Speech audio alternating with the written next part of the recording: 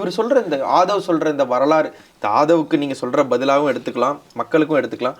இது மக்களுக்கான விளக்கம் தான். என்னன்னா, ஒரு அரசியல் கட்சி மேல உங்களுக்கு ஒரு காழ்ப்புணர்ச்சி வந்துருச்சுன்னா ஒரு ஒரு டெம்ப்ளேட்டாக உருட்டிக்கிட்டே இருப்பாங்க. நீங்கள் பார்த்தீங்கன்னா கலைஞர் வந்து சர்க்காரியா கமிஷனில் வந்து அதில் என்ன விஞ்ஞானபூர்வமான ஊழல்னு சொல்லி எங்கடா அந்த அறிக்கையில் எங்கே அது இருக்குது அப்படின்னு கேட்டால் வராது. பால் கமிஷன் பற்றி தெரியாது. பால் கமிஷன் இது வந்து என்ன அப்படின்னு தெரியாது. இப்போ கலைஞர் எந்த அளவுக்கு அதை ஒரு இதாக எடுத்து கொண்டு வந்தார் அப்படிங்கிறது ஒரு விஷயங்கிறது இவங்களுக்கு வந்து ஒரு டெம்ப்ளேட்டாக சில விஷயங்கள் வச்சுக்குவாங்க. இது இப்படி தான், இது அப்படி தான், அப்படி தான். அப்போ இவங்களுக்கு என்னன்னா, இவர் ஓடிட்டார், அவர் அரெஸ்ட் ஆனார், இவர் அரெஸ்ட் ஆகலைன்னா இது வந்து ஒரு அதிமுக இது வரைக்குமே வந்து ஸ்டாலின் வந்து மிசால கைதானாரா அந்த மாதிரி அதிமுக இது பரம வைரியா இருந்த ஜெயலலிதா கேட்டது கிடையாது, ஓபிஎஸ் கேட்டது கிடையாது, இபிஎஸ் அந்த பாயிண்ட் வரைக்கும் கூட வந்தது கிடையாது. ஒரு பாஜகவோட டோன் எடுக்க வேண்டிய நோக்கம் என்ன? ஏன் கேட்கிறேன்னா, இது வந்து ஸ்டாலினோட மட்டும் இல்ல, ஸ்டாலினோட மட்டும் நிக்கல, மூத்த பத்திரிகையாளராக இருக்கக்கூடிய அண்ணன் நக்கீரன் கோபால் அவர்கள் மீதும் நீ நான் பார்த்துருவோம், உனக்கு என்ன தெரியுமா அப்படின்னு ஒரு மாதிரியான கொச்சையான ஒரு வசவு நோக்கி நகர்வதன் பின்னணி என்னவா இருக்க முடியும்? ஏன் அவர் மேல நக்கீரன் கோபால் அவர்கள் மேல வரைக்கும் வர வேண்டிய நெசசிட்டி இல்லை? அவர் வந்து திரும்ப திரும்ப ஒரு விஷயம் கேட்டார். ஒரு நக்கீரன் ஆசிரியரை பொறுத்த வரைக்கும் அவர் வந்து இந்த கரூர், நீங்கள் கூட கரூர் நிகழ்வு, நான் கரூர் கொடூரம் அப்படின்னு தான் சொல்லுவேன். அது வந்து நம்மளால் தாங்க முடியாது. மனித நேயமுள்ள யாருமே வந்து இதயமுள்ள யாரும் அதுக்காக வருந்துவாங்க. வருந்தாத ஜென்மங்கள் அதை கூட்டத்தை நடத்தின கட்சிக்கார நிர்வாகிகள் மட்டும்தான், அவங்க மட்டும்தான். மற்ற யாரும் வந்து இப்படிலாம் ஒன்று நடந்தால், இப்போ கும்பகோணம் மகாமகத்தில் இறந்தாருன்னா பக்தர்களும் தான் வருத்தப்பட்டாங்க, நாத்திகர்களும் தான் வருத்தப்பட்டாங்க. உயிரில் போயிருக்கு. ஐயோ, குழந்தைங்க, அதுங்க பிஞ்சுகள் குழந்தைகள் அந்த பள்ளிக்கூடத்தில் ஷூட்டிங்ல இருந்த அஜித் கூட ஓடி போய் பார்த்தார். அல்லாமல் இவ என்ன அப்படின்னா, அவர் நக்கீரன் ஆசிரியர் என்ன கேள்வி கேட்குறாருன்னா, இவ்வளவு கூட்டம் ஏன் தாமதப்படுத்தினாங்கன்னா, ஜனநாயகன் படத்துக்கான ஒரு காட்சியாக அதை வைக்க விரும்புகிறார்கள்.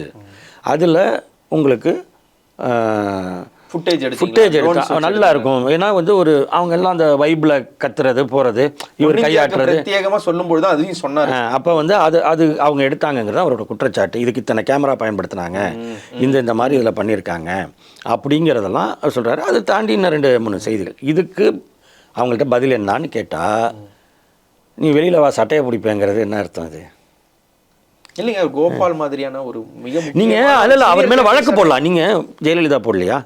இது மாதிரி கல்யாணி அவங்க எல்லாம் போனப்போ அது வந்து அரசு அனுப்புனுச்சு. அதுக்கு அது வந்து திமுக இல்லை. நான் சொல்கிறது, ஜெயலலிதா ஆட்சியில் எத்தனையோ ஊழல்களை அம்பலப்படுத்தியிருக்கு. ஆஃபீஸ் வந்து காக்கப்பட்டுச்சு. இல்லை, அதாவது கொஞ்சம் அதில் இதாக இருந்தால் ஒரு 10 உயிர் பலியாக இருக்கும். இவரே செத்துருப்பார். ஆமாம், அந்த மாதிரி அதெல்லாம் தாண்டி தானே நம்ம வந்து பத்திரிகை துறைக்கு வரும்பொழுது இந்த மாதிரி ஒரு விஷயம் செய்யும் பொழுது இருக்கிறோம். அது விடுங்க, நான் அதை சொல்ல வரல. நான் எங்கள் உயிர் அப்படிங்கிற தனிப்பட்ட முறையில் பார்க்கல. ஒரு அது அந்த இவ்வளோ இதை அப்படி இருக்குன்னா கூட வழக்குன்னு போடுவாங்கல்ல எல்லாத்துலேயும். ஜெயலலிதா வந்து இதுக்குன்னே அவதூறு வழக்குகள், பத்திரிகைகள் மீதான அவதூறு வழக்குகள் போடுறதுக்கே ஒரு வழக்கறிஞர் நியமிச்சிருந்தாங்க அவங்க 2011 ஜோதி வந்து இருந்த மாதிரி. இது தனி இதுக்கு அரசு வக்கீலே ஒருத்தர் இதுக்காக இருந்தார்.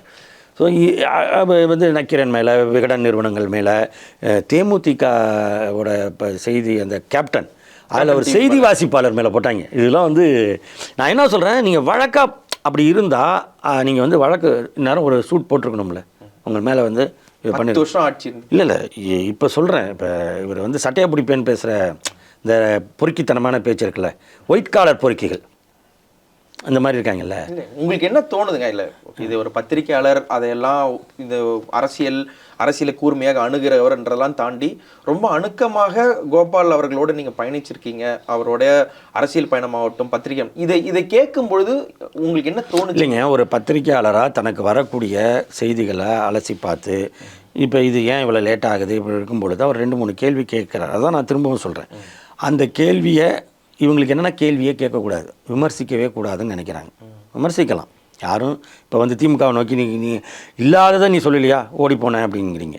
ஆனால் அவர் கேட்குறது என்னென்னா, நீ கேமரா இருந்துச்சு இல்லை நீ அவதூறு ஒரு இது போடுங்க, கேஸ் போடுங்க, அவர் அவதூறு பரப்புறாரு அப்படின்னு சொல்லி வாங்குங்க.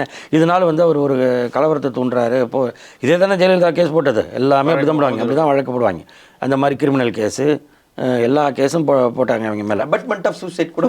ஆமாம், நீ வந்து அந்த மாதிரியான ஒரு விஷயத்தின அது இல்லாமல், ஏன்னா அதுக்கு நீங்கள் தயாராக இல்லை, உங்களுக்கு வந்து பதில் சொல்கிறதுக்கு உங்கள்கிட்ட இல்லை.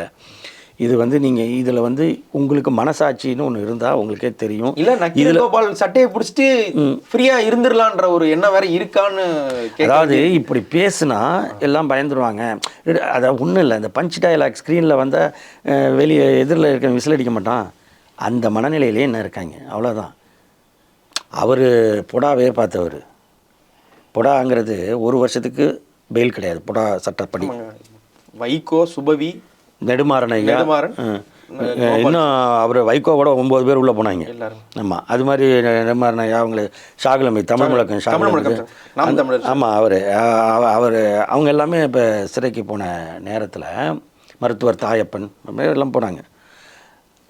எல்லாருக்கும் 1 வருஷத்துக்கு கிடையாது இந்தியாவில். இவங்க மட்டும் இல்லை, இந்தியாவில் வந்து நக்கீரன் ஆசிரியர் தான் 252வது நாள் பெயிலில் வந்தார். ஏப்ரல் 11 முதல்ல வந்தது. ஆமாம், 2003 ஏப்ரல் 11 அரெஸ்ட் ஆகி 2003 டிசம்பர் 20ஆம் நாள் அவர் வெளியில் வர்றார். 252. ஏன்னா சட்ட போராட்டம் நடத்தினாங்க. இந்த சட்டம் வந்து சரியானது அல்ல, நீங்கள் வந்து இதன் 1 வருஷம் பெயில் இல்லைன்னு சொல்கிறது சரியாக இருக்காது அப்படின்னு சொல்லி ரிவ்யூ பெட்டிஷன் போட்டு ரிவ்யூ கமிட்டி போட்டாங்க. ரிவ்யூ கமிட்டியில் போட்டுட்டு அதன் பிறகு கோர்ட்டுக்கு போய் ஹைகோர்ட் கொடுத்த பெயிலை சுப்ரீம் கோர்ட் கேன்சல் பண்ண, திரும்ப சுப்ரீம் கோர்ட்டில் அப்பீல் பண்ணி 252 அந்த சட்ட போராட்டம் நடத்தினால தான் 252 நாள் அவர் வந்தார். அவர் வந்து அப்போ 2 கவர்மெண்ட்டு உள்ளே பிடிச்சி போட்டது ஜெயலலிதா, மேலே இருக்கிறது வாஜ்பாய். அப்போ 2 அரசாங்கத்துக்கும் சட்ட ரீதியாக இது வந்து நீ சும்மா அதாவது பொதுக்குழுவில் இருந்துக்கிட்டு சும்மா சட்டையை பிடிப்பேன்லாம் பேசக்கூடாது. வெளியில் வந்து நின்று ப்ரூவ் பண்ணி காட்டு. உனக்கு வந்து ஒரு இது போட்டது, ஐயா சாமி எனக்கு மனநலம் சரியில்லை, ஏதோ ஒரு நேரத்தில் நான் எழுதிட்டேன்ட்டு மன்னிப்பு கேட்குறது இல்லை இது. அப்போ 2 ஒரு பொட்டாங்கிற ஒரு சட்டத்தில் அதன் பிறகு தான் எல்லாருக்கும் ஜாமீன் வர ஆரம்பிக்குது. நீங்கள் நல்லா பாருங்கள், இவருக்கு முன்னாடி கைது செய்யப்பட்டவர் கூட அதுக்கு பிறகு தான் ஜாமீனில் வருவாங்க. இப்போ ஒரு பிரசிடெண்ட்டை உருவாக்குறோம். அதில் ஒவ்வொன்றுலையும் நீங்கள் வந்து கருத்துரிமை, இப்போ நம்ம சொல்கிற பத்திரிகை சுதந்திரத்துக்கு லா என்ன சொல்லுது சட்டத்தில்? ஃப்ரீடம் ஆஃப் எக்ஸ்பிரஷன் இருக்குது. அது எல்லாருக்கும் உண்டு, பத்திரிகைக்காரனுக்கு மட்டுமா? எல்லாருக்கும். ஒரு தனி மனிதருக்கு கூட ஃப்ரீடம் ஆஃப் எக்ஸ்பிரஷன் இருக்குது, அவ்வளோதான். ஒட்டி இருக்கவன் இல்லாதவன் எல்லாருக்கும் இருக்குது. ஆனால் ஒரு பத்திரிகையில் ஒரு வெளியாவதை தடுக்க முடியாது அப்படிங்கிற சுப்ரீம் கோர்ட் ஜட்ஜ்மெண்ட்டை வாங்கி கொடுத்தது ஆட்டோ சங்கர் உடைய வாக்கு, அந்த மரண வாக்கு மூலம் வழக்கில் நக்கீரன் தான். அவர் எழுதுகிற தொடரை வரக்கூடாதுன்னு தடுக்கிறாங்க. அப்போ தான் போகிறோம் சுப்ரீம் கோர்ட் போய் அந்த கேஸில் நக்கீரன் போகுது. இப்போவும் இருக்கும் ஸ்டேட் ஆஃப் தமிழ்நாடு. அப்போ அவர் பேர் வந்து முழு பேர் இருக்கும், அதில் ராஜகோபால்னு இருக்கும். அதான் இன்றைக்கும் படிக்கக்கூடியது. அங்கே தான் அது நம்ம வைக்கிற வாதத்தில் தான் நீ எழுதுவதற்கு முன்பு தடுப்பதற்கு உரிமை கிடையாது அப்படிங்கிற ஜட்ஜ்மெண்ட் வாங்குகிறோம். அதே மாதிரி நீங்கள் சொன்ன அந்த நக்கீரன் ஆஃபீஸ் அடித்தாங்கல்ல ஜான் கான்ரோடு, அதோட உரிமை மீறல் சட்டமன்றத்தில் கொண்டு வந்துட்டாங்க. தண்ணியெல்லாம் கட் பண்ணி, தண்ணி எல்லாமே கட் பண்ணி. அப்போ என்னென்னா அடுத்து சட்டமன்றத்தில் உரிமை மீறல் கொண்டு வராங்க. முதலமைச்சரை பற்றி நீங்கள் எழுதிட்டீங்கன்னு உரிமை மீறல் கொண்டு வராங்க. இந்த உரிமை மீறலுக்கு வந்து ஏற்கனவே நீங்கள் பார்த்தீங்கன்னா முரசொலி மேலே கொண்டு வந்து முரசொலி செல்வம் கூண்டுலேயே நின்னார். சட்டமன்றத்துக்கே கூண்டு கொண்டு வந்தாங்க எங்கள் ஜெயலலிதா. இவருக்காக கொண்டு வரும். ஆமாம், செல்வத்துக்காக கொண்டு வரப்பட்ட கூண்டு அது. இப்போ உரிமை மீறல் வரும் பொழுது இங்கேயும் நக்கீரன் என்ன பண்ணுதுன்னா, எந்த ஒரு வழக்கும் எந்த ஒரு இது இருந்தாலும் அதை எதிர்கொள்ளக்கூடிய ஆளுக்கு வந்து சட்ட உதவி வழங்கணுங்கிறது நம்ம சட்டத்தில் இருக்கக்கூடிய ஒரு அம்சம். அதுதான் ஸ்டேஷனில் எஃப்ஐஆர் போட்டாலோ கோர்ட்டில் கேஸாக இருந்தாலோ, ஆமாம், இதில் வந்து மனித உரிமை ஆணையம் இது மாதிரி எங்கே இருந்தாலும் கூட ஒரு சட்ட உதவி அவருக்கு இருக்கணும்னு. அதனால் நீங்கள் கொடுக்குறது எங்களுக்கு மேலே ஒரு புகார் தான், ஒரு வழக்கு தான், உரிமை மீறல் வழக்குன்னா அங்கே எங்களுக்கு ஒரு வழக்கறிஞர் வேணும்னு சொல்லி அதுக்கு சுப்ரீம் கோர்ட் போய் அதில் உத்தரவு வாங்கி, இப்போ யார் மேலே உரிமை மீறல் போட்டாலும் அங்கே ஒரு வழக்கறிஞர் போகலாம். இவங்களே போட்டாலும் இவங்களுக்கு ஈடுக்கு வர்றது அவங்க போட்ட வழக்கு. அப்போ இப்படியான சட்ட போராட்டங்கள் நடத்தி ஒவ்வொன்றையும் இந்தியாவில் எந்த ஒரு பத்திரிகையும் பெறாத ஒரு உரிமைகளை மொத்த பத்திரிகை உலகத்துக்கும் அது இந்தியாவில் இருக்கக்கூடிய அனைத்து பத்திரிகைகள் ஊடகங்களுக்கான அந்த உரிமையை வந்து சட்ட ரீதியாக பெற்றிருக்கு. அதுக்கு எவ்வளோ ஃபைட் பண்ணணும், பெரிய சட்டம். அப்போ இதெல்லாமே ஒன்றும் இல்லாமல் நான் சட்டையை பிடிப்பேனா? சட்டையை பிடிக்கிறதா? சட்டத்தை பிடியா. Subscribe to One India and never miss an update.